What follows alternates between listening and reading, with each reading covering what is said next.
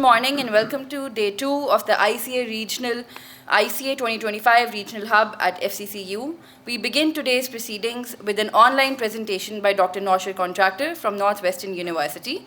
Dr. Noshir Contractor is the Jane S. and William J. White Professor of Behavioral Sciences, Northwestern University, USA. He is the Executive Director of the Web Science Trust and a past President of the International Communication Association. He will be speaking on the role of artificial intelligence in communication research. Please turn your attention to the screen as we welcome our speaker. Thank you so much. Thanks for that very kind introduction. I want to say good morning to all of you in ICA in Lahore. I'm here in Denver, Colorado, where it is 10 minutes past 10 p.m. in the evening, and I am just so excited that despite having a pretty hectic day here, that I get a chance to end my evening in the company of such a wonderful set of guests and participants from Lahore. So thank you again for inviting me. I was asked earlier by Firasat to talk a little bit about an event that we held earlier this afternoon, I should say, here in Denver. And that was this was right in the middle of your sleep there in Pakistan.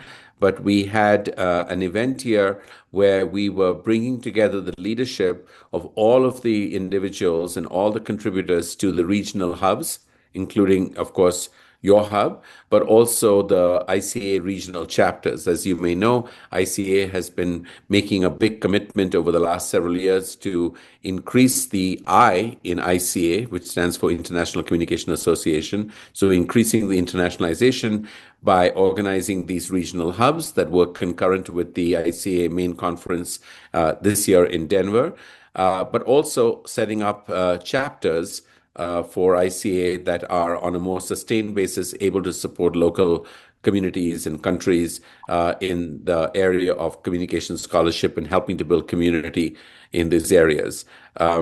We have, in the pilot program, we've had 6 of these ICA chapters, which have been in Indonesia, Nigeria, China, Kenya, France, and in India.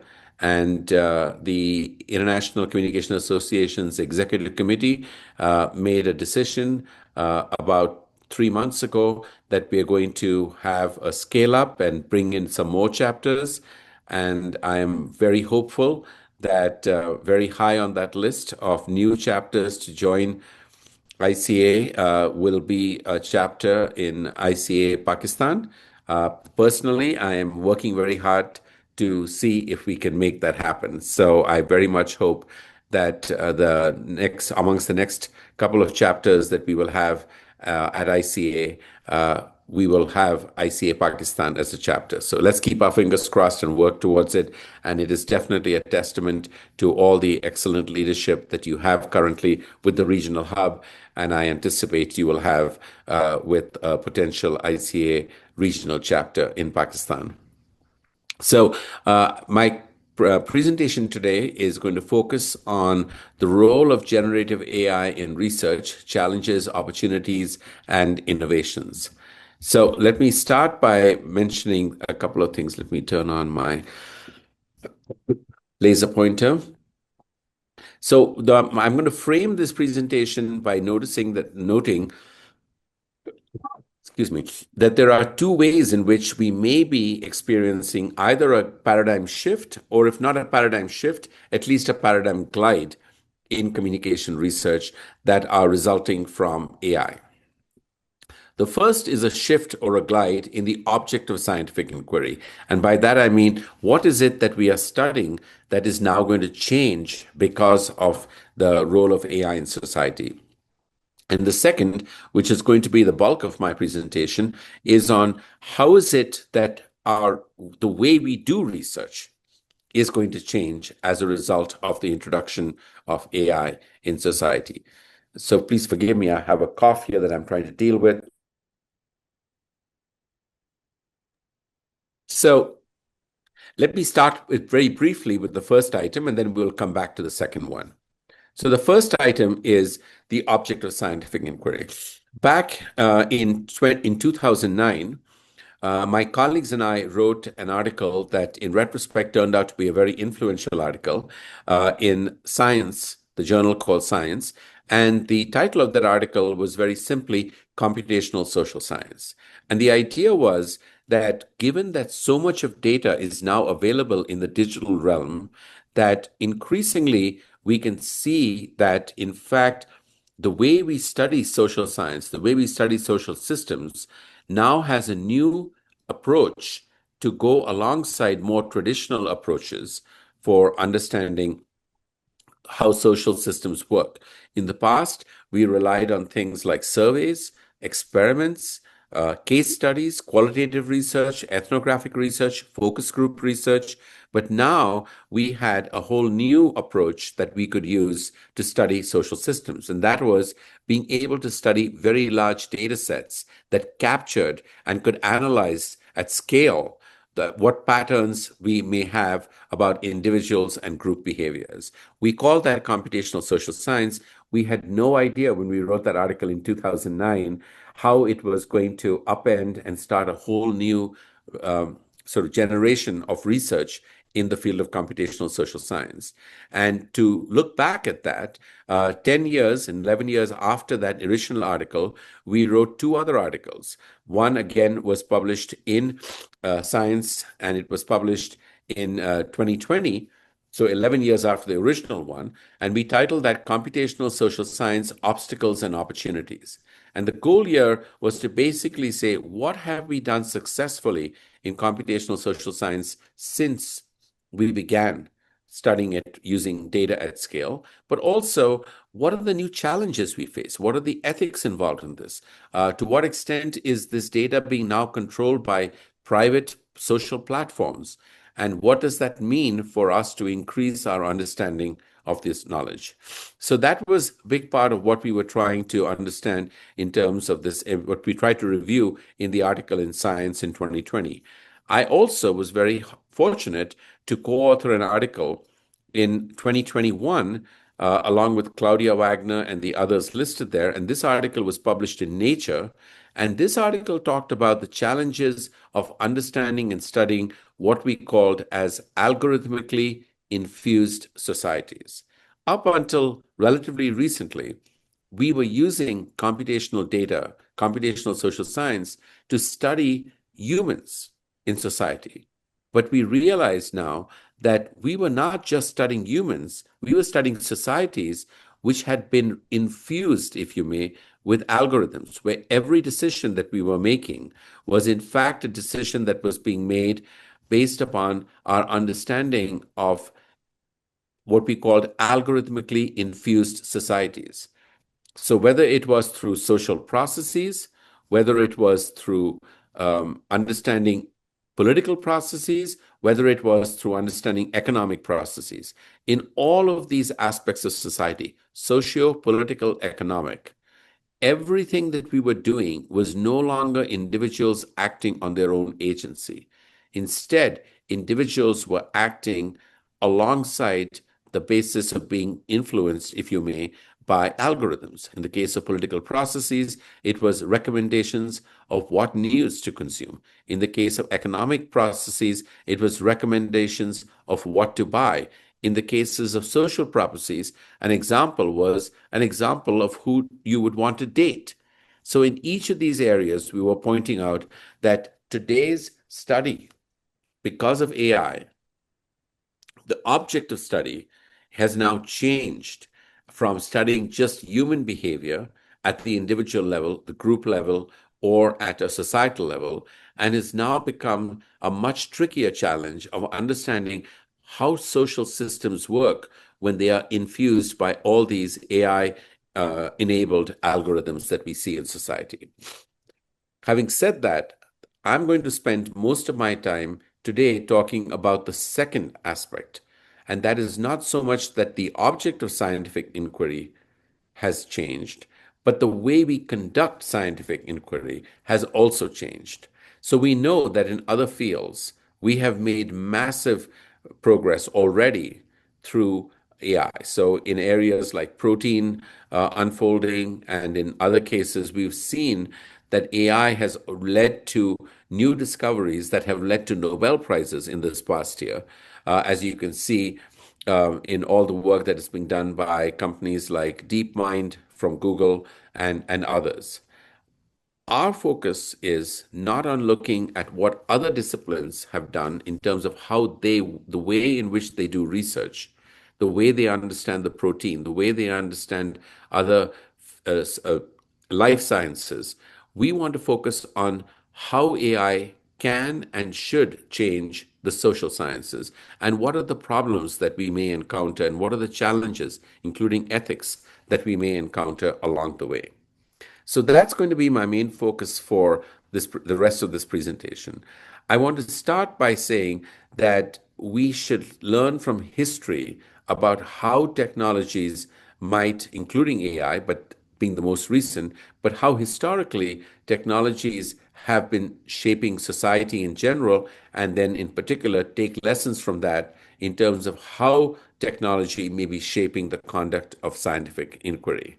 So every technology, when we first come up with it, there are some people who think the technology is fantastic, especially technologies like AI, which are quite distinctive in terms of their breadth.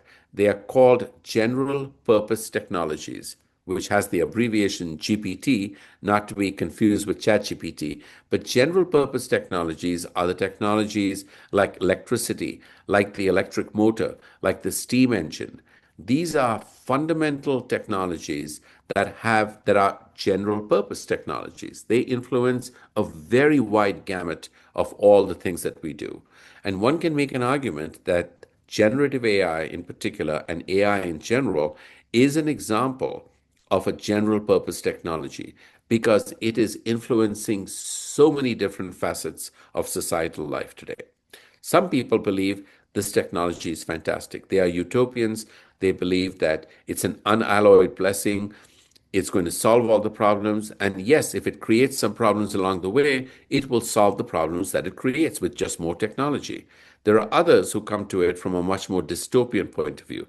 These are people who think that technology is an unmitigated curse, that we are the addicts who are relying on this technology. We as humans are the slaves of the technology, even though we might want to believe incorrectly that the technology is our slave. We are, in fact, the slaves of the technology. There's a third group that seems quite sensible on the front by saying technology is neither good nor bad, it's neutral, it's what we do with it. And this does seem very compelling at first blush.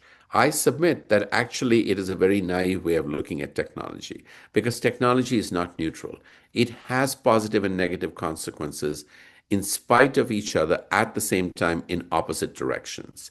And we call that the contingency effects. Like the telephone. The telephone was a technology that at the same time helped decentralize society by saying we could have offices not just in a central downtown part of the city, but anywhere. We could go into suburbs. So the telephone facilitated the creation of suburbs and a decentralized place to work.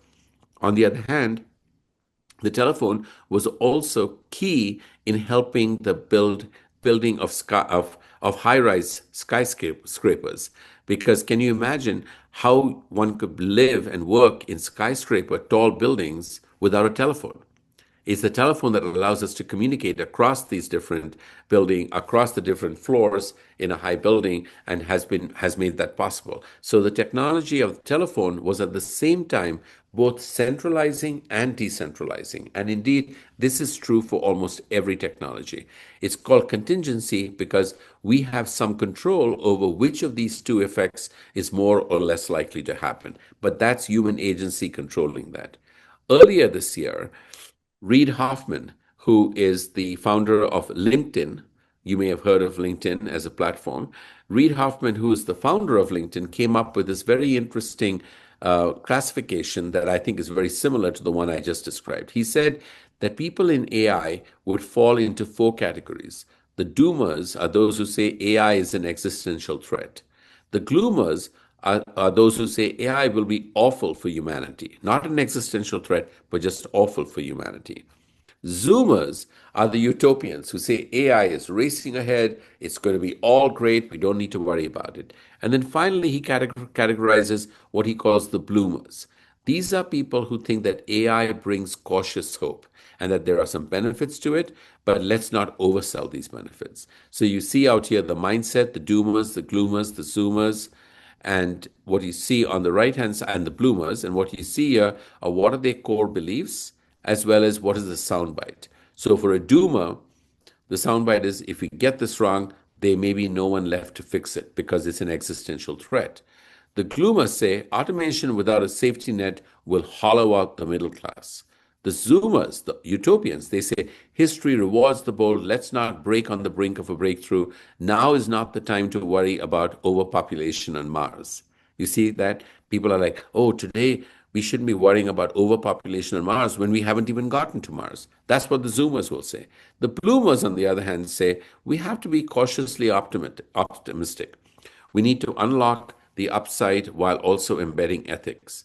And for them, the important thing to remember is that when you invent the ship, you also invent the shipwreck. So you need to build things carefully. So one of the questions that comes up in all of these cases is why does technology not always lead to higher productivity?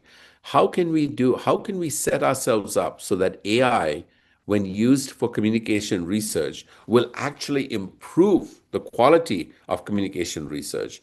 And we find that history tells us three important insights, three stages that we have to learn about if we want to answer the question, how will AI change the way in which we do communication research? The first step in any of these technologies is what is called as substitution. This says that when we have a new technology, the first thing we do is to try to see how we can use, in our case, AI, to do communication research more effectively. In other words, how can AI substitute for the current ways in which we conduct communication research? This is very appealing. The research that was done on this topic of the diffusion of new innovations by the late Professor Everett Rogers identified that there were five important criteria that explained why a new innovation was adopted. So think about this in the context of generative AI, in the context of things like ChatGPT. When the first time you came across ChatGPT, the reason you were likely to adopt it is because you saw what we call a relative advantage. How does ChatGPT improve what I'm doing now? And the answer was, oh my God, I'm able to get things written so much more quickly. Second is the observability. You could clearly see what the advantages are. You typed in a command and you got a whole letter written immediately. That was observable and that really attracted you to it. The third was adaptability. Can I customize to suit my wants or needs? You can tell ChatGPT things like, I'm a professor at a university in Lahore or elsewhere in Pakistan, and I would like to be able to draft a letter that I want to send to somebody who is, say, in Australia. And I want you to help me draft this in a culturally sensitive way. And ChatGPT will provide you with a draft of it. So it's adaptable, it's customizable to what you want it to do. It's compatible. Does it integrate well with what I'm doing now? Well, how did you first start using Gen AI tools, whether it was ChatGPT or Claude from Anthropic or Perplexity? In all of these cases, you were able to use these because you were able to see them in the web browser, a technology that was compatible with the use of these technologies, or you were able to download that from an app store, either on, say, the iOS system or on the Android system.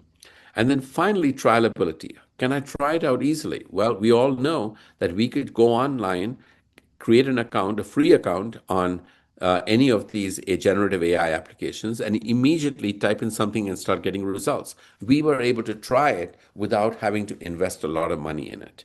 Yes, after we tried it, if we liked it, we could have options to go in what is called the freemium model. You get a free version and then you get a premium version if you're willing to pay more money and get more features.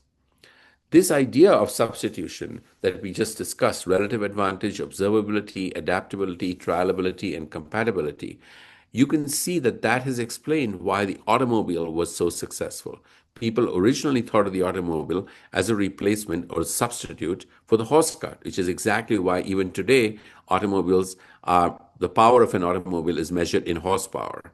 The same thing was true for the telephone. People initially thought the telephone would be a way to avoid having to go to meet someone in person in a local area. In fact, some people thought the telephone is a great way for you to be able to listen to the opera in a local town, in a theater, without actually having to go to the theater. Video conferencing was seen as a substitute for travel. The internet was seen as a substitute for connecting computers. The World Wide Web was also able to connect us to one another in different ways. So, of course, today we see that we have a similar new technology on the horizon. It's called generative AI. Whether it is Gemini from Meta, from Google, whether it's Llama 2 from Meta, whether it's Mistral from France, DeepSeek from China, Claude from Anthropic, ChatGPT from OpenAI, or Perplexity. These are all new tools that have come on the market, and each of them are trying to sell themselves on being substitutes for what we already do. But that substitution effect can be very misleading. For example, in the case of video conferencing, people were originally telling us that we should spend more money on video conferencing. And yes, even if the budget for video conferencing went up, we would be able to save on travel, but travel coming down. So it was called the telecommunications transportation trade-off. However, in reality, what we discovered was that as we spend more money on technology, we actually ended up spending more money on travel. Why is that? Well, because even when you use technology to coordinate, you think of all the great things you could be doing that would require you to increase travel between these two locations. And people realized then that the use of technology was not to save you money, because you were now spending more money, but by using the technology, you could now create new products and new services through increased coordination that would help you generate more revenue. So rather than think of it as a revenue saver, people began to realize that the benefits of technology could be as a revenue generator. As we began to use these technologies, we also then saw that we can use more of it. As all of you know, that if you can go on ChatGPT or Gen AI generally and see that how easy it is to write an essay, you're going to write more essays more frequently. And that's what we begin to see. We see an expansion of the use with which people want to do something. And indeed, if you go back to the history of all these technologies and see how much time it took to reach a quarter of the US population, back in 1873, it took 46 years for electricity to reach a quarter of the US population. Move forward to 1983, it took 13 years for mobile phones to reach a quarter of the US population. It took TikTok 3 years to reach a quarter of the US population. It took ChatGPT 2 months to reach 100 million users after the launch. And it took DeepSeek, that came out a few months ago from China, it skyrocketed from 6.2 million to 12.4 million within 2 days by January 26th of 2025. So as you can see, that this is what we mean by enlargement. We are not only beginning to use technologies, but we're using it much more rapidly and adopting it much more rapidly than we ever have. This rapid adoption comes at a price, and that is, even though more people are adopting it, the technologies have, and it improves everyone's life a little bit. It improves the lives of those who have much more so than those who don't. And this is where I think we as a field, when we think about using AI for communication research, we have to be mindful that even if everyone uses AI for communication research, those who have a lot of privileges today, let's say the global north, are going to benefit much more from these technologies in conducting communication research than what we call the have-nots, perhaps from the global south. As illustrated in this graph, you see that both the information have and the information have not can benefit by the use of Gen AI. But because the information haves are going to benefit a lot more, the gap between the haves and the have-nots say between the global north and the global south, will actually increase. And we have to be very mindful of this in our field, because if you want to be truly decentered communication scholarship, we have to make sure that we safeguard against the possible potential that these new technologies will widen the gap in communication scholarship between the global north and the global south. All of this still left open one fundamental question, and that is, why is it that these technologies are not universally increasing our productivity? And this, in fact, has been a big issue for technologies going back to several generations of technology.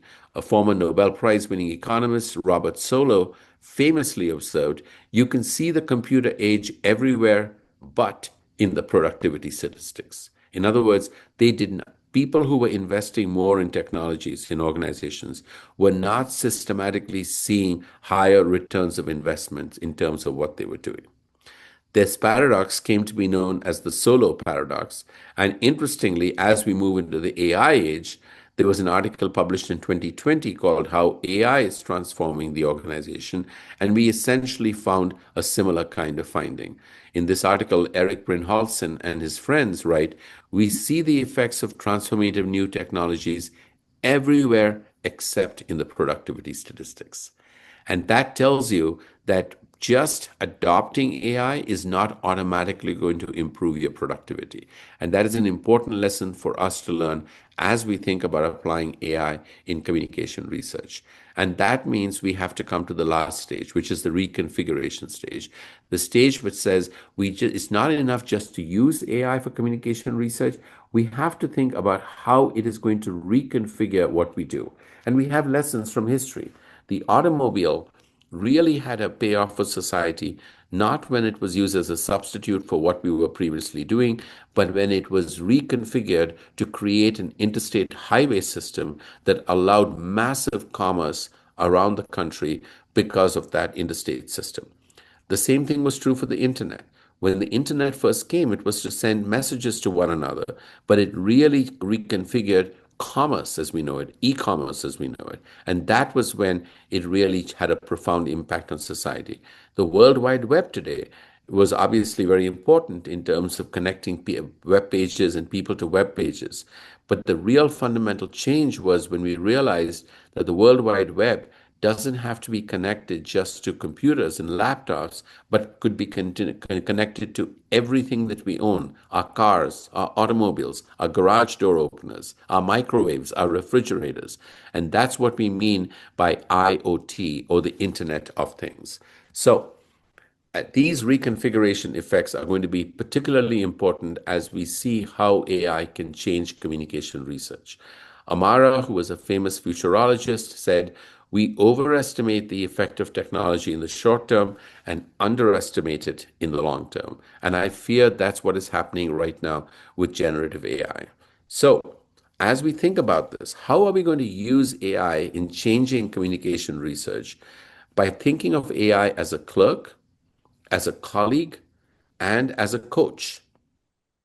Think about how we can use AI in research in helping us with all these 5 stages in the research process, whether it is with helping us come up with questions, doing a literature review, coming up with hypotheses and treatments, thinking about the wording and the instructions we give to people if we're conducting surveys or experiments, for example. How do we then use it to generate code and documentation to help with the actual ways in which we're going to conduct the study? And then finally, how can we use it to generate simulated focus groups where the people we are interviewing are not people, but AI agents simulating people? Here is an example of an article that was published in the last year. Can ChatGPT be used to generate scientific hypotheses? We are seeing how people in research are already using Gen AI to come up with generating scientific hypotheses. Another example from the Stanford Social Innovation Review, the case for causal AI. AI and hypothesis generation is another article that was published within the past year. And then AI to enhance data collection. This was an article published in 2024. Can AI serve as a substitute for human subjects in software engineering research? This was an example. Can AI replace human subjects?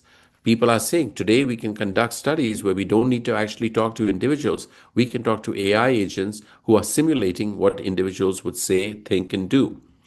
There have been studies that show the demonstration of the potential of AI-based political issue polling, where instead of talking to real people, we can conduct a poll, if you may, but of AI agents that represent humans. And sometimes we see that they're actually more honest in terms of what they say as compared to humans who may want to give us the answers that we want to hear.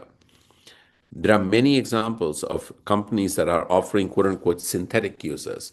These are data sets or these are repositories of agents, AI agents, that are supposed to be representatives of, say, the number of people, adults that you want to study in Lahore, or the number of adults or teenagers you want to study in all of Pakistan.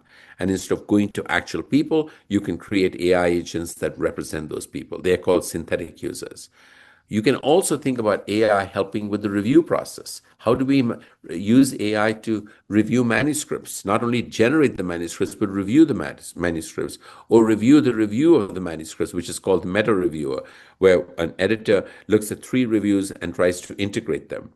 We can also think about the issues associated with AI in journal policies. Today, many journals are trying to decide, can AI be an author? Do we have to report that we used AI in writing the article or in analyzing the data? What is the appropriate ethical ways in which we want to talk about how AI is influencing the publishing process?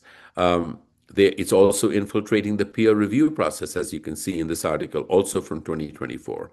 And it can be also very helpful, not just in publishing the article, but then disseminating the results to people in different areas, not only academic audiences, but policy audiences, as well as the media in general.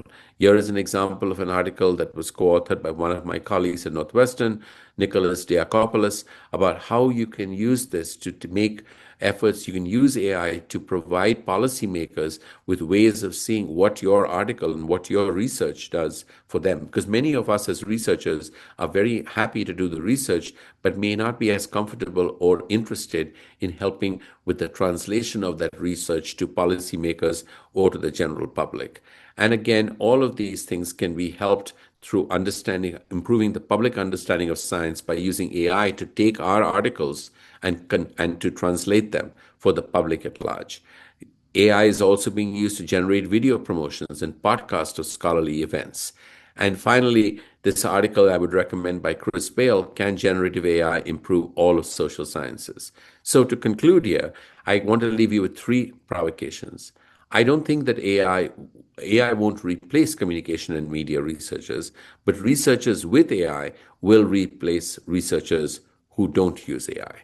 Provocation 2, collaborative intelligence. We need to be in a system where we have AI plus experts in AI plus domain experts all working together in the research enterprise. And provocation 3, substitution and enlargement may provide us with a paradigm collide. But if we really want to make a paradigm shift in the way we do research, we have to reimagine and think of this reconfiguration. And with that, I want to simply say thank you, and I welcome any questions that you may have. I've gone a little longer than I expected to, but I'm happy to field any questions that you may have. Thank you. Thank you so much, Dr. Contractor. I am Noman Yasir from University of Sargodha. You have given a detailed description of the use of AI in terms of research and the other areas of scholarship, as a matter of fact. First of all, there is a wonderful concept that no technology is neutral. But on the contrary, we have a perception that no technology is in itself good at all. It is its use which makes it good. So we have learned about regarding the ideas people have shared that it is we who have to decide that how we have to get it. On the other side, again, there is a increased knowledge gap based on your discussion between the people of the global south and the global north. So being a part of the global south really takes a challenge that we have limited access to the resources regarding the research and productivity and other requirements. So I will try to seek an advice from you that how we can get benefit from these affordances of the technologies, because it seems that we cannot become part, at least in terms of the access of the technologies. So what is your direction in this regard, that how we from the south can get directly. Yeah, that's a very, very good question. And I think I wanted to raise this as an issue exactly that people like you and all of us together can preemptively and proactively address the question that you just asked. So I don't have an answer for you right off the top. But what I can say is we need to be mindful of what are the ways in which we as individuals, as organizations, and indeed ICA, International Communication Association, can help facilitate so that we are able to make resources available and we argue and fight for those resources all the way up to the United Nations, for example, to make sure that when it comes to communication scholarship, that has to be global, that we are find ways to provide resources that are going to enable and empower scholars who are sitting in Lahore and scholars who are sitting in Nairobi and in Lagos, Nigeria, to be able to take advantage of these technologies and be able to leverage these technologies as and when they are needed.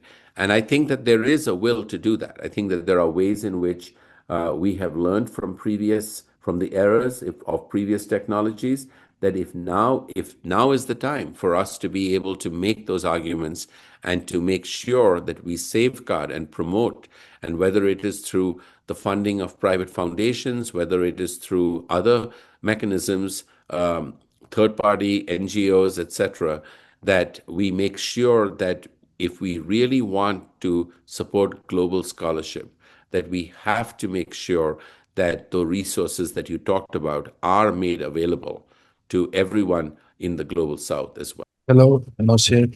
Malika Chigzai from the University of Balochistan. Actually, we do benefit from ChatGPT or AI, but even now I was reading an article from that time when students sued their professor who was Yes. banning the students in the class for not using AI, but he himself was caught having notes from the AI. Yes. It's even an issue in the West, and we are very far from them. How can we convince our society to use this AI more for a positive cause?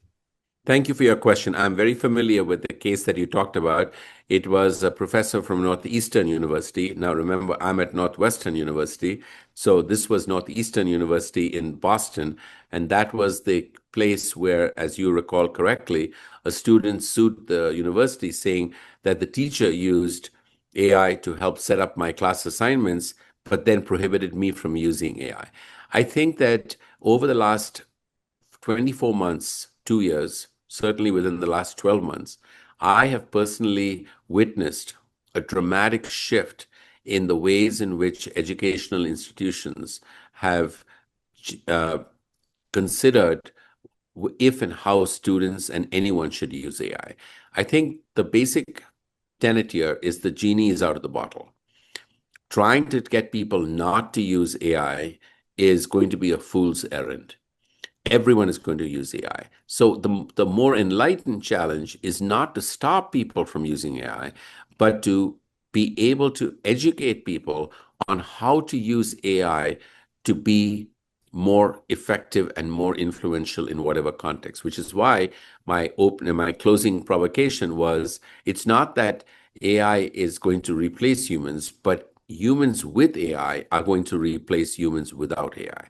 Now, what that does mean is that if we are going to allow our students and indeed encourage our students to be able to be creative users of AI as instructors, it means that we have to rethink our assignments. We have to rethink what we ask students to do so that what we are asking them to do is not something they can simply outsource to AI. If we give them assignments such that those assignments can require students to write a one-sentence command in any of these Gen AI tools and get an automatic answer, we can't blame them for doing that.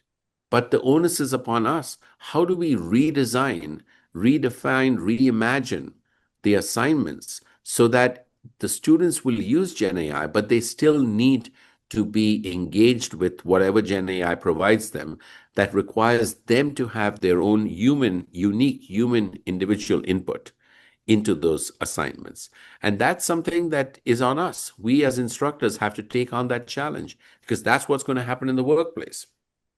There are many companies recently that have, one example is a company called Shopify, but there are other companies, a company called Klarna, that are saying if they're telling the employees, if you want to hire a new person for a job, you have to convince me that what that person does cannot already be done by generative AI. And that means we as humans have to collectively decide, how do we redefine what we do in the workplace so that the benefits that accrue from a human go above and beyond simply taking what they were supposed to do and having it entered into a Gen AI platform and getting a result. It means we as individuals have to reskill and be able to take higher forms of responsibility to do things that add actual value above and beyond what generative AI can do for us. And to me, that is both an important but an exciting challenge. It means a lot of the things that we spend a lot of time doing that we don't want to do, we don't need to do it ourselves. We can, in fact, leverage Gen AI to do it. But what it means then is, what is it that we are adding value above and beyond what Gen AI is able to provide us? Thank you. We'll take one last question, please. Dr. Noshir, before you take that question, could we kindly request you to share your slides for this presentation? Sure. Yes. Who should I send that to? Should I send it in WhatsApp, or where would you like me to send it? If you could send it to Dr. Saraswat. Okay, I can do that for sure. Yes. Hello, Dr. Noshir. Thank you so much for such an enlightening presentation. I really enjoyed it. While you were discussing about the society, the utopian and the dystopian, so I was like kind of thinking about myself, where do I fit in? Although in the end, I found like you have a very utopian view of using the AI, and I found myself that I'm still having that orthodox, I still belong to that orthodox school of thought. I don't know, it's because of my training, the way it's been done. But let me just tell you, being a mother, I always ask my kids to do the math on your own, do the brain math. They have the calculator, they have everything, but I want them to do it. Maybe it's that traditional thought or orthodox thought, but that's how I am. Similarly, now they've grown up and now they are relying on AI. And I always tell them that, no, do it first yourself, then go to AI, because I feel like it's kind of dependence. At the same time, when I come to my own training, like when I was in Europe and I was doing my MPhil, then I went to US and I did my PhD. My professors used to tell me the values of research, and that is originality, rigor, that we have to go through that. So when I think about that, like when I tell my students that if you are going to write the references, do it on your own. So you know where to put a comma. So you know where to put a full stop or the column. But because otherwise you're not going to learn that. So somehow I feel like that I may be wrong, but that maybe I won't say I'm dystopian, but still that's something like I feel like where would that learning go? Are we compromising that originality, that rigor, that learning aspects of research that we want our students to have or the future scholars to have? Like, what's your comment about that? Thank you so much. Well, no, thank you for that question. That's a very important question. I am sorry that I left you with the impression that I'm a utopian. I think I'm more of a contingent. I'm more of I'm not a zoomer, which is the utopian. I'm a bloomer, so I'm cautiously optimistic about, but recognize that it just adding technology. I like to say, put 1 teaspoon of AI and swallow it tonight, and tomorrow you will feel better. is not the doctor's prescription that is working. You can't simply say add AI and the world will be better. I think a lot of the cautious optimism is the ways in which we're thinking of it. The question that you are raising about to what extent does it help to actually do the tables, to do the math, etc. I'm old enough, I'm 65 years old. I'm old enough that when I was an undergraduate in electrical engineering in IIT Madras, Indian Institute of Technology in Madras, and shortly before that was the introduction of this novel technology called the calculator. And we were banned from using the calculator in all of our exams because the assumption was we would never learn how to do good at arithmetic and math and multiplication and division if we used a calculator. I think that there is some truth to having people practice something the old-fashioned way, just as you were suggesting that you do with your kids. The school that I went to, IIT Madras, it was a 5-year undergraduate technology engineering degree. And the first year, we spent half the year in the workshops where we would do filing, fitting, carpentry, foundry, smithy, all of these things that were supposed to be increasing our appreciation of the very foundational work of engineers, right? And the argument was that this was a university funded by, at that time, West Germany, and they really believed, as you did, that if you want to be an engineer who's going to manage people doing these kinds of things, you better learn how to do it yourself, because that's how you will understand exactly what other people are doing. And I think that there is some merit to that. I also think that if we reach a point where we have done that initial practice and learned how to do it, then taking advantage of these technologies to help speed up doing the tedious tasks that we know how to do, but we don't have to do it, will open up more time for us to do things that these technologies cannot do, which is the creative issues that you talked about, the ways in which we could then say, okay, I will outsource to Gen AI the tedious tasks that I know how to do, but I'm going to have them do it. That way, because I know how to do it, I can check and see if they're doing it wrong or correct them. But then I've opened up a lot more time for myself to think about what is it that I can do with the insights that are being generated through the analysis being done by Gen AI. And to me, that's something that is going to be part of our professional evolution and growth. And it has happened before. We use a lot of technologies where, yes, we can walk a mile and to go, but once we got the car or got a horse cart and then we got the car, we use that. It doesn't mean we forgot how to walk. We still know how to walk, but when we need to, we will take the horse cart or we will take a car to go places which will give us time to do other things that can improve society as a whole. How we do it, why we do it, those are all questions that I think are important for people who consider themselves as bloomers, who are not zoomers, but are cautious about the ways in which this would get done. So that's my response to your question. I'm not saying we shouldn't have people learn how to do these basic things, just like you were saying about your children. But at some point, having learned how to do it, why would we not use technologies that can save us from doing those things on a tedium basis? We can, because we know how to do it, we can provide oversight and see if they're doing it wrong, but then see what time we can save from doing those tedious things and use it towards other creative aspects of the job that, at least as of now, Gen AI is not able to do.